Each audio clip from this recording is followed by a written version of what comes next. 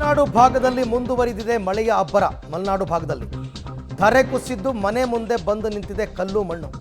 ಅಂದರೆ ಗುಡ್ಡ ಕುಸಿತ. ಕೊಪ್ಪ ತಾಲೂಕಿನ ಬಿಂತ್ರವಳ್ಳಿ ಗ್ರಾಮದಲ್ಲಿ ನಡೆದಿರತಕ್ಕಂಥ ಘಟನೆ ಇದು. ಕಲ್ಲುಗುಡ್ಡೆ ಗ್ರಾಮದಲ್ಲಿ ಮನೆ ಮೇಲೆ ಅಡಿಕೆ ಮರ ಬಿದ್ದಿದೆ.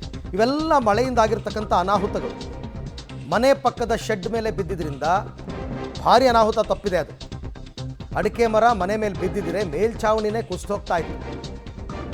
ಸ್ವಲ್ಪದರಲ್ಲಿ ಪಾರಾಗಿದ್ದಾರೆ. ಎರಡೂ ಪ್ರಕರಣದಲ್ಲಿ ಅಪಾಯ ಕೂದಲೆಳೆ ಅಂತರದಲ್ಲಿ ಪಾರಾಗಿದೆ. ನೋಡಿ, ಪಕ್ಕದ ಶೆಡ್ಗೆ ಬಿದ್ದಿದೆ ಅದು.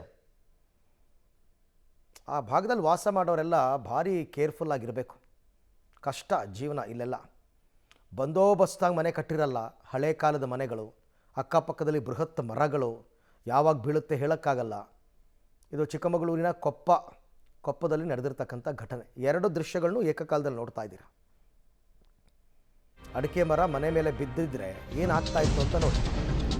ಇನ್ನು ಹಾಸನ ಜಿಲ್ಲೆಯ ಮಲೆನಾಡು ಭಾಗ, ಅಲ್ಲೂ ಕೂಡ ಧಾರಾಕಾರ ಮಳೆಯಾಗಿದೆ.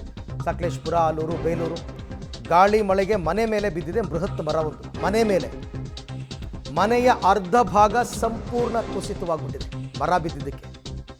ಅರಕಲಗೂಡು ತಾಲೂಕು ಮುಗಳೂರು ಗ್ರಾಮದಲ್ಲಿ ನಡೆದಿರ್ತಕ್ಕಂಥ ಘಟನೆ. ಮನೆಯೊಳಗೆ ಇರುವಾಗಲೇ ಮನೆ ಮೇಲೆ ಮರ ಬಿದ್ದಿದೆ. ಅಂದರೆ ಮನೆಯೊಳಗಡೆ ಜನ ಇದ್ದರು, ಆಗಲೇ ಮರ ಬಿದ್ದಿದೆ. ಅದೃಷ್ಟವಶಾತ್ ಪ್ರಾಣಾಪಾಯದಿಂದ ಮಹಿಳೆಯೊಬ್ಬರು ಪಾರಾಗಿದ್ದಾರೆ. ಇಲ್ಲಿ ನೋಡಿ, ಬುಡ ಸಮೇತ ಉರುಳು ಬಿದ್ದಿದೆ ಭಾರಿ ಮರ. ಓಹೋ, ಮನೆ ನೋಡಿ, ಮನೆ ಸ್ಥಿತಿ ನೋಡಿ ಹೆಂಗಾಗಿದೆ ಅಂತ. ಅದೃಷ್ಟ ಅವ್ರದ್ದು, ನಿಜವಾಗ್ಲೂ ಬಚಾವಾಗಿದ್ದಾರೆ. ಒಂದು ಪೋರ್ಷನ್ನೇ ಕಟ್ಟಾಗ್ಬಿಟ್ಟಿದೆ ಮರ ಬಿದ್ದಿರೋದ್ರಿಂದ.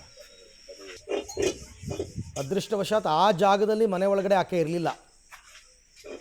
ಇದ್ದಿದ್ರೆ ಮುಗೀತು ಕತೆ. ನೋಡಿ, ಮನೆ ಕುಸಿದು ಬಿದ್ದಿರೋದು.